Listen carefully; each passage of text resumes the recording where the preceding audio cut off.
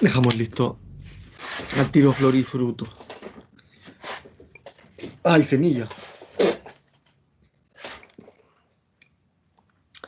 Bueno, ahí tenemos un montón de frutos, ¿cierto?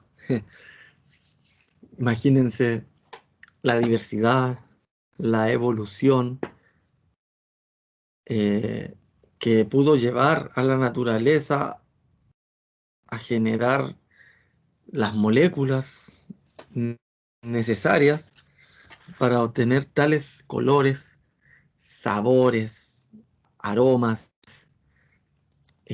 texturas, ¿cierto? Nosotros que somos organismos omnívoros, somos oportunistas evolutivos, nos encanta, ¿cierto?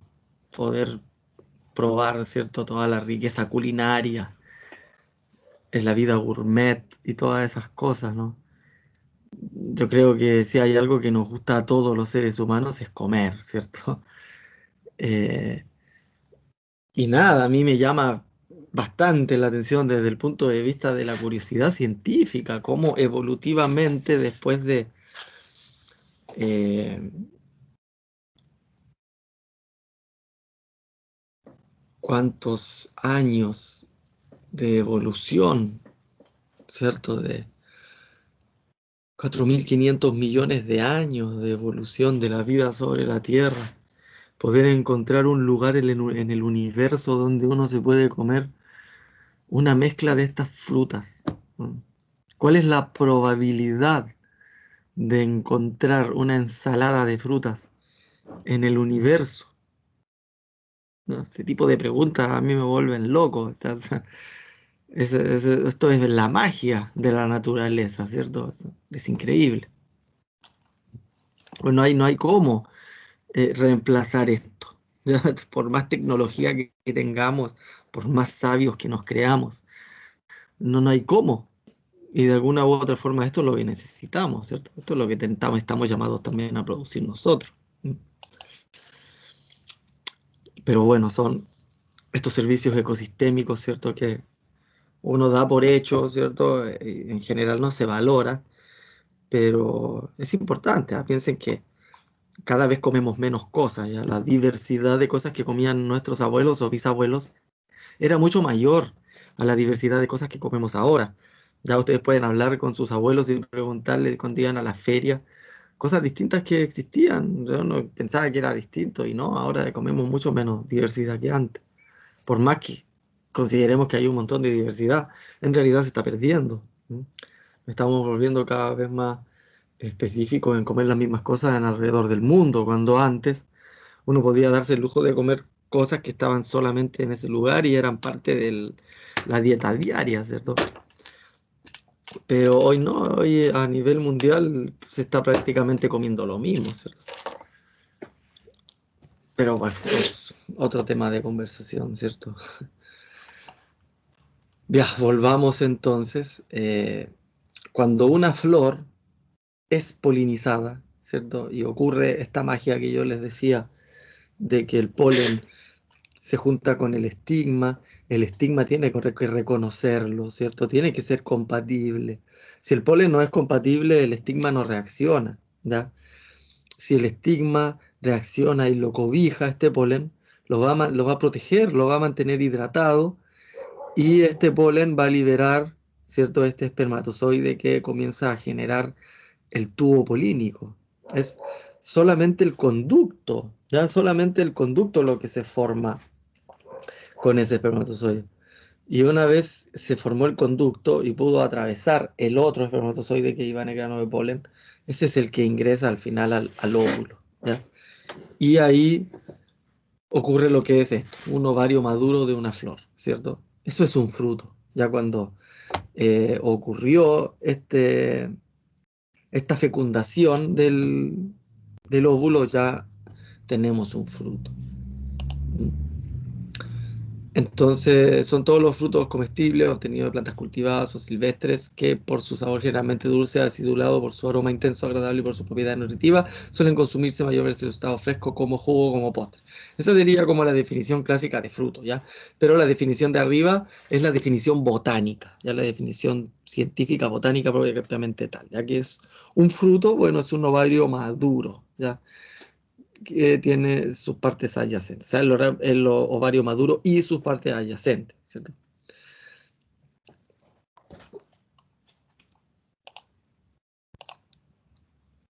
Y los frutos también tienen una clasificación que también a veces va cambiando, ¿cierto? Esto es dinámico, pero en general esta es la clasificación de los frutos, ¿cierto? Tenemos tres tipos de frutos: fruto simple, fruto múltiple y fruto compuesto, ¿ya? De los frutos simples tenemos dos tipos: los frutos secos y los frutos carnosos, ¿ya? De los frutos secos tenemos dos tipos: los frutos secos dehiscentes, que son los que se abren, ¿cierto? Y los frutos secos indehiscentes, que son los que no se abren por sí solos, ¿cierto? Se mantienen cerrados ahí. Ya de los frutos carnosos tenemos la drupa, que vamos a observar, esos son los carozos que nosotros conocemos, ¿cierto? Que tienen esta particularidad de tener el endocarpo esclerosado, ¿cierto? Eh, las bayas, que hay de dos tipos, vamos a ver los hesperidios, que sería el tomate y la naranja, los cítricos, y los pepónidos, ¿no? Que son las calabazas, el melón, todas esas. Y un pomo, ya que no es lo que se denomina bien como fruto verdadero, ¿cierto? Por eso no está dentro de las drupas. Porque, como les señalaba recién, esa parte carnosa no corresponde al endocarpo del estigma, ¿cierto? Sino más bien al tálamo, ¿ya? Que es el que se hincha. Y se hincha alrededor del, del fruto propiamente tal. Además están los frutos múltiples, como el eterio, que es la fresa, que además tiene las semillas por fuera, ¿cierto? Todos esos puntitos que nosotros le vemos a la parte carnosa. Esa parte carnosa es el tálamo y en él se incrustan las distintas semillitas y las semillas están por fuera del fruto. Eso es una fresa. Un cinorrodón, que es un rosal. No sé si han visto un rosal cuando el rosal madura y se le forma un fruto. Ese es el que se denomina cinorrodón. Y la balausta o las granadas, que son también un tipo de fruto bien específico donde están adentro las bayitas, ¿cierto? Y además tenemos otros frutos compuestos como el sícono, ¿cierto? Que el higo es en realidad un montón de frutas, lo que se llama una infrutescencia, ¿cierto? Y todas esas frutas están por dentro. Y la sorosis, que es una piña, lo que conocemos como piña. Hay veces que uno puede encontrar en otros libros a la piña como una polibaya, ¿ya? Así que puede ser que se encuentren con eso. Yo me lo encontré una vez. Me llamó la atención, entonces. En algunos lados lo van a encontrar como sorosis y en otro lugar como una polibaya. Bueno, ahí están las partes de un fruto, ¿cierto? La epidermis, que sería lo que aquí se llama exocarpo. Carpo es fruto, ¿cierto? Entonces, el exocarpo, que era la epidermis, recuerden que esto evolutivamente era así, era una hoja que se enrolla en sí misma para formar una botellita. Ese es el cáliz. Y ese cáliz se va a transformar en esto. Entonces lo que era la epidermis del cáliz es el exocarpo. Lo que era la epidermis interior del cáliz es lo que llamamos endocarpo, ¿ya? Endocarpo es que se endurece en el caso de las drupas solamente, ¿ya? Y por dentro la semilla, ¿cierto? Protegido. Entonces el fruto es el hueso hacia afuera y la semilla es lo que hay por dentro, ¿ya? Esto no es parte de la semilla, ¿ya? Para que lo entiendan. El hueso es parte del fruto, ¿ya? Porque es el endocarpo lo que se endurece. Es como la, el epicarpo o exocarpo que va por fuera, que era la epidermis de afuera, y el endocarpo que era la epidermis de adentro, ¿cierto? Es el que se endurece. Y el resto es lo que era el mesófilo, ¿cierto? Que es el que se llena de estas células almacenadoras de almidones y distintos fotosintatos, ¿cierto? Metabolitos secundarios. ¿Ya? Esto es lo que se denomina un fruto verdadero.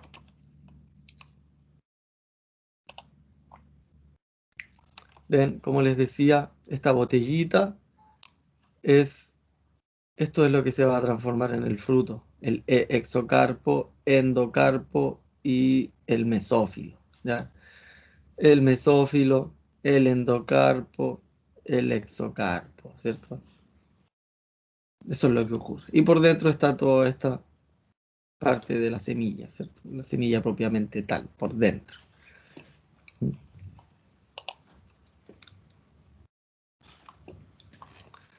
Eh, tenemos, según la disposición, ¿cierto? Del gineceo, ¿cierto? Una flor hipogina, cuando el gineceo está por debajo, ¿cierto? De los eh, estambres, la flor epigina, que es cuando está por encima, y perigina cuando está por alrededor, ¿ya? Eh, Aquí tenemos una flor que se va a transformar en una cereza, ¿cierto? Acá tenemos un fruto que es un pomo, que partió de este tipo de epigina. Y en una flor hipogina se va a formar entonces un eterio o un sinorrodón, ¿ya? Así es como de la flor se transforman en frutos. Ya, aquí miren, pueden ver ustedes cómo es el tálamo el que se empieza a hinchar. Por eso es distinto un pomo de un fruto verdadero o un carozo, porque es el estilo el que aquí se hincha, ¿ya? No el tálamo. Esa es la diferencia. ¿Ya? Y en este caso, como les decía, el tálamo se mantiene y las semillas se dispersan por fuera, en el caso del etéreo. Aquí esto es un, como una pomácea, pero, o sea, como un carozo, pero con varios carocitos por dentro, que se llaman el cirronorodón. Ya tenemos más frutas, ¿cierto? Otra drupa, como la aceituna, también es lo mismo, ¿cierto? Un epicarpo, un endocarpo esclerosado, ¿cierto? El hueso, que llamamos a la aceituna, y el mesocarpo, que es la parte carnosa, ¿cierto? Una ciruela, una cereza, es lo mismo, son pomos, ¿ya? O sea, drupas, perdón. Acá tenemos una baya, en este caso el endocarpo y el mesocarpo están fusionados, entonces se llama esperidio, ¿cierto? Acá tenemos una cápsula, que es cuando mantienen todas las semillitas por dentro, los frutos secos, o una samara. Las samaras tienen esa forma para dispersarse con el viento. Aquí hay otros ejemplos de frutos secos indehiscentes. Esto le llaman, no es porque está mal traducido, ¿cierto? Esto es nat, pero este es un tipo de fruto como el de la avellana. La avellana europea tiene esta cosa cerrada que hay que golpearla para poder partirla, ¿cierto? Porque ¿Como una la... castaña, profe? ¿Ah? ¿Es como una castaña? Sí, también es una castaña. Porque la nuez que conocemos, el nogal, ese es una drupa también, ¿ya? Tiene el mesocarpo esclerosado. Ustedes pueden ver el fruto, tiene una parte carnosa y por dentro está el hueso y adentro está la semilla. Es también una drupa, ¿ya? Así que para que no se confunda. Pero este sí, como dice, es como una castaña o como una avellana europea. Ya tenemos aquí la cariópside, eh, esto que andaba escondiendo el del la era del hielo, ¿cierto?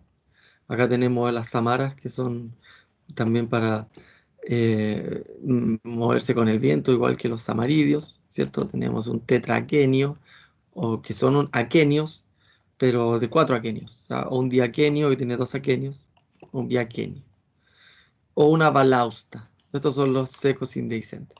Y los dehiscentes son los que nosotros conocemos, ¿cierto? La legumbre, o todas las leguminosas, el fruto es la legumbre, la cápsula, el folículo, el opecarpo, la silícula, Pixidio, silicua y lomento. O sea, si alguien conoce las silicuas, que esas están en los rábanos silvestres tienen silicua.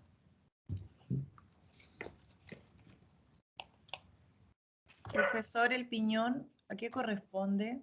No, el piñón es una planta sin flor, con fruto desnudo que se llama. Una planta gimnosperma. Una, una planta,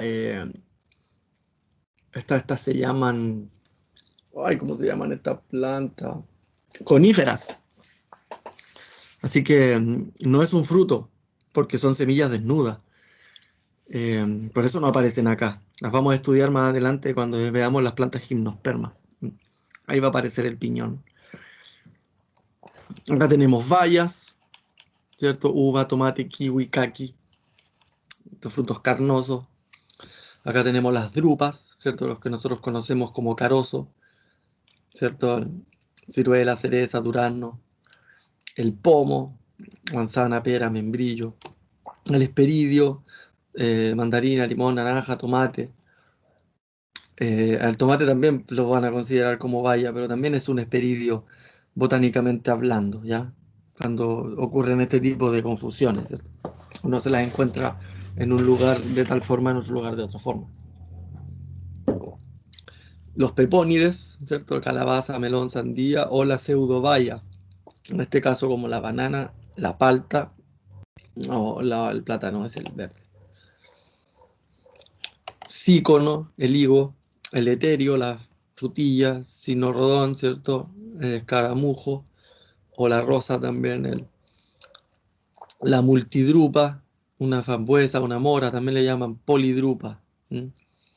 Sí, cuando usted come una frambuesa o un morón, ¿cierto? Siempre se le quedan esas drupitas entre los dientes, son medias incómodas, son carocitos, carocitos chiquititos que quedan ahí, por eso se llama multidrupa o polidrupa, porque son drupas chiquitas. La polibaya, como les digo, la chirimoya, hay veces que a la piña también la clasifican como polibaya, y la balausta, que es la granada. La maduración del fruto es bastante importante, ¿cierto? Porque van a haber dos tipos de madurez, ¿cierto? Por un lado, la maduración tiene que ver con una visión de la comercialización, ¿cierto? Una visión de madurez, índice de madurez, ¿cierto?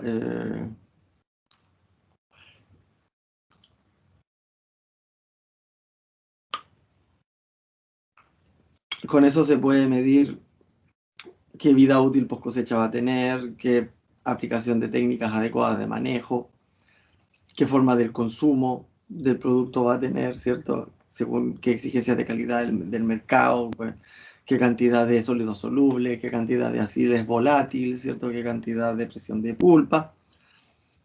Todo eso son los índices de maduración. Y por otro lado está lo que se llama madurez.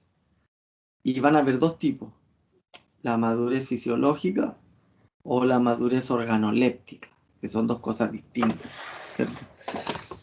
La madurez fisiológica es cuando la planta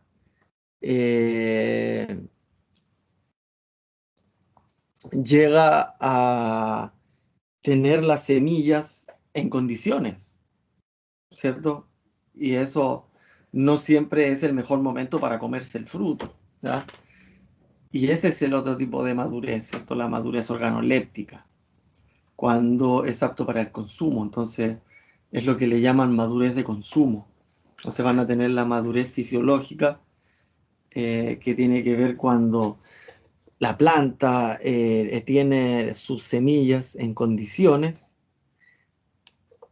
y va a estar la madurez de consumo, ¿cierto? Que no necesariamente son las mismas, ¿cierto? En general uno se va a comer un fruto, pero sus semillas no van a estar lo suficientemente maduras.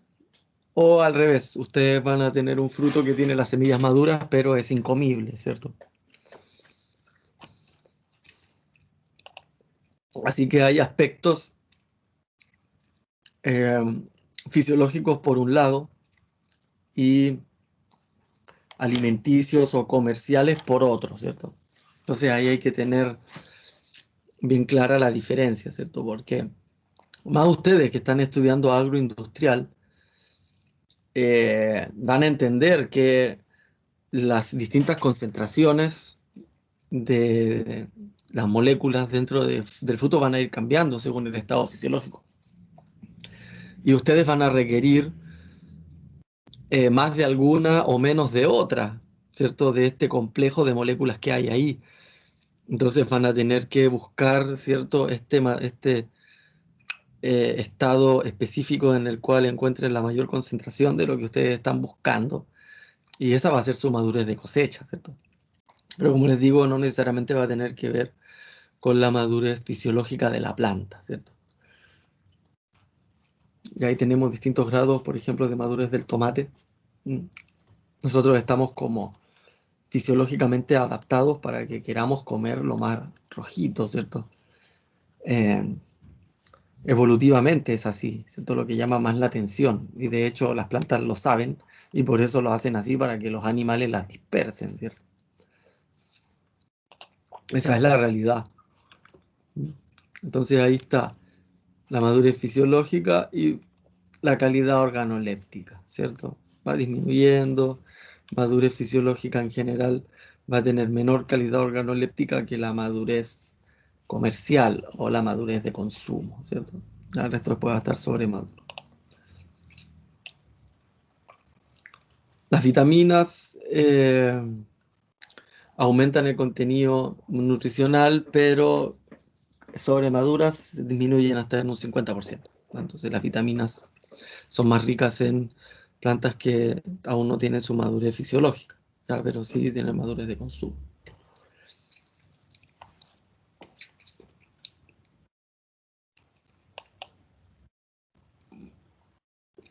Diferencia entre frutas y verduras. Esto es lo típico, ¿cierto?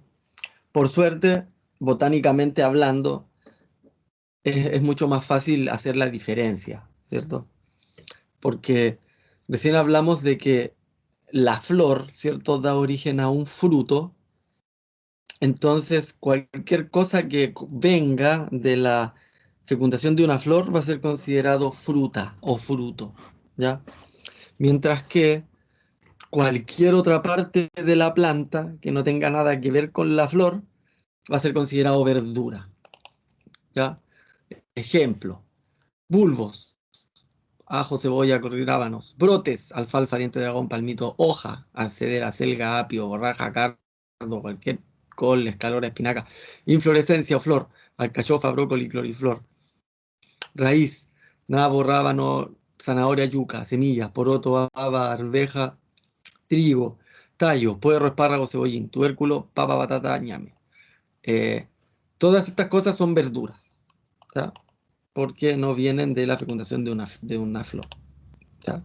Entonces, esa es la diferencia, ¿cierto? ¿Qué es el espárrago? Es una verdura. ¿Qué es el limón? Es una fruta. ¿Qué es el tomate? Es una fruta. ¿Qué es el pimentón? Es una fruta. ¿Qué es el ají? Una fruta, ¿ya? ¿Qué es el brócoli? Es una verdura, ¿cierto? Eh, ¿Cómo se llama? El maíz es una fruta, ¿cierto? La zanahoria es una verdura, ¿sí? Las hojas, verduras. El, ¿Qué es el zapallo? Es una fruta, ¿ya? Entonces ahora ya les queda mucho más claro la diferencia entre una fruta y una verdura. Y la fruta, como les decía, es una estrategia de las plantas para la dispersión de sus semillas, ¿ya? Los animales buscando alimento se van a cruzar con estas bombas de proteínas, de colores, de aromas hermosos, de azúcares deliciosos, ¿cierto? Con ese fin, ¿cierto? Embaucarnos para que nosotros dispersemos sus semillas. Ese es el fin en realidad las plantas. Considerando que las plantas evolutivamente que pudieron sobrevivir y pudieron dispersarse son justamente estas que lograron embaucar a los animales, ¿cierto?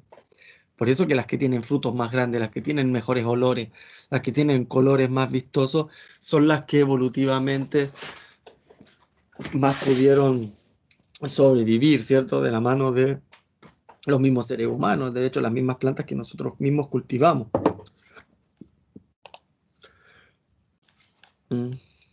Miren qué belleza. Y la semilla, ya el fin último de la fecundación, el fin último de la vida de una planta, ¿cierto? Cuando una planta termina su ciclo, cuando están maduras sus semillas, ¿cierto? Eso ya ahí ya está. ¿Mm? La semilla, simiente o pepita es cada uno de los cuerpos que forman parte del fruto que da origen a una nueva planta, ¿cierto? Es estructura mediante la cual realiza la propagación de las plantas, ¿ya? Y por eso se llaman espermatófitas. ¿Ya se acuerdan que yo decía recién las plantas con flor eran llamadas las farenógamas? Bueno, las plantas con semilla son las llamadas espermatófitas, porque también hay plantas sin semillas, ¿cierto? Y no es la sin semilla que cultiva el caballero aquí, ¿cierto? Sino eh, son las plantas como los helechos, que contienen esporas, o las plantas como las hepáticas y musgos, que también tienen esporas, ¿ya? Las semillas nacen después en la evolución de los helechos, ¿ya? Y justamente nacen de las espermatófitas que tienen semillas, las primeras que vienen son las semillas desnudas, ¿cierto? Las plantas gimnospermas o plantas de semillas desnudas. Y después en la evolución aparecen las plantas con flor, que serían las angiospermas o las farenógamas, ¿cierto? Pero eso lo vamos a estudiar en taxonomía más adelante, así que ahora no se compliquen, ¿ya? Entonces, la semilla se produce cuando madura el óvulo, ¿cierto? Que fue fecundado, ¿cierto? De una gimnosperma o de una angiosperma. Eh, una semilla contiene un embrión del que puede desarrollarse una nueva planta, bajo condiciones apropiadas. También contiene una fuente de alimento almacenado y está envuelta en una cubierta protectora. Ya la fuente de alimento es el endosperma, o todo el material de reserva que va a tener la semilla para mantenerse viable mientras ese embrión o mientras todavía no hace fotosíntesis, ¿cierto? La semilla va a crecer hasta que no haga fotosíntesis y se va a estar alimentando de la energía acumulada en sus cotiledones, ¿cierto? O en su endosperma, en realidad. Función de la semilla, ¿cierto? Dispersar la planta por todos lados, ¿cierto? Ojalá lo más lejos posible, ¿ya? Van a tener distintas formas de poder irse lo más lejos posible. Entonces, generar una semilla va a tener un germen, ¿cierto? Que tiene lo que se llama el hipocótilo, que es lo que da origen al tallo, la radícula, que es lo que da origen a la raíz, y los cotiledones, que son estos grandes eh, segmentos donde está acumulada la energía de reserva. Recuerden que una semilla puede estar años viable sin germinar, ¿cierto? Y se va a estar, como les digo, alimentando todo ese tiempo que no puede hacer fotosíntesis, que ni siquiera pueda ni siquiera germinar, va a estar en latencia junto con sus cotiledones, ¿ya? Es interesante porque en los cotiledones la energía de reserva se organizan de una forma para ser deshidratadas, pero después se organizan de otra forma para nutrir a la planta, ¿ya? Entonces, la germinación de la raíz de la semilla ocurre en tres fases. La primera fase es la fase de hidratación, ¿cierto? Se llena de agua, embebe agua, mucha agua una semilla, ¿cierto? Pueden beber el doble de su propio peso, incluso en agua o más. Y esa es la primera fase. Luego, una vez que se hidrató, viene una segunda fase de la germinación, que es una transformación enzimática de todos esos componentes dentro de los cotiledones, que muchas veces están en formas tóxicas, ¿ya? Pero requieren esta transformación enzimática para estar en condiciones de poder alimentar al embrión. Y esa es la razón fisiológica detrás de consumir los famosos germinados, ¿cierto? O las semillas malteadas, ¿no es cierto? Eh, Porque justamente la calidad nutricional de esos endospermas va a ser muy distinto si la semilla fue, tuvo esa transformación enzimática, ¿cierto? Previa a la germinación. Y esa es la tercera etapa de la germinación de una semilla, es la germinación en sí, ¿cierto? Que es la salida de este embrión, ¿cierto? Cuando nosotros vemos el brotecito. Pero para que aparezca el brotecito tuvieron que haber ocurrido esas otras dos etapas anteriores que son igual de importantes, ¿cierto? La hidratación y luego la transformación enzimática de los compuestos de reserva que están en distintas formas moleculares, ¿cierto? Y la idea es que, bueno, la planta lo hace por una cosa de eficiencia para deshidratarse, ¿cierto? Y para mantenerse estable, viable, pero una vez que sabe que tiene que germinar, ahí viene todo ese proceso de transformación, ¿ya?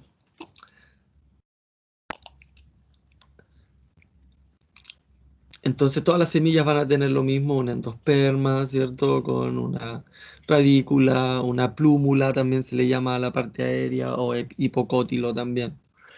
Y el endosperma, ¿cierto? Dentro de uno o dos grandes cotiledones, ¿cierto? Ahora tenemos otro lo mismo, el embrión, los cotiledones y el endosperma, ¿cierto? Acá tenemos la diferencia entre una semilla dicotiledónea, ¿cierto? Cuando nos mandan a hacer el experimento del porotito, ¿cierto?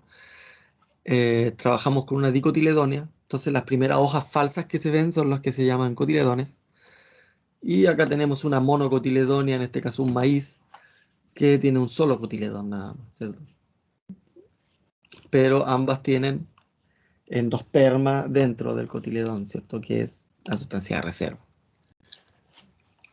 ¿Ya? Entonces ahí, en general, todas las semillas tienen lo mismo, como les digo. Ahí está ya germinando, ¿cierto? Alimentándose. Aquí está una planta monocotiledónea también, germinando.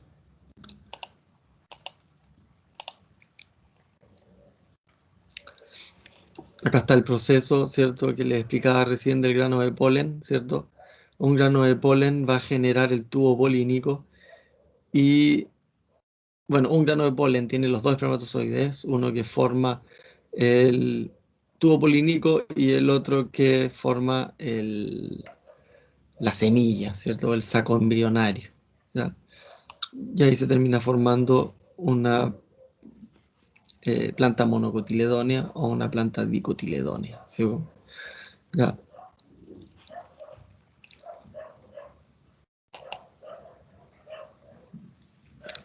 Acá tenemos una semilla desnuda, ya que es el caso de los piñones, ¿ya? Estas son las gimnospermas, ¿cierto? Que no tienen fruto, ¿cierto? Sino una semilla desnuda. Tienen esta forma de polinización y luego ya después aparece este cono maduro tirando la semilla que puede volar, ¿cierto? Pero la semilla igual está desnuda. Y la biodiversidad que van a poder encontrar muy parecida a los frutos y a las flores, ¿cierto? Van a ver una cantidad de posibilidades distintas de semillas. Y bueno, terminamos con semillas y logramos terminar con todo a tiempo. Me parece súper bien. Voy a cortar la grabación.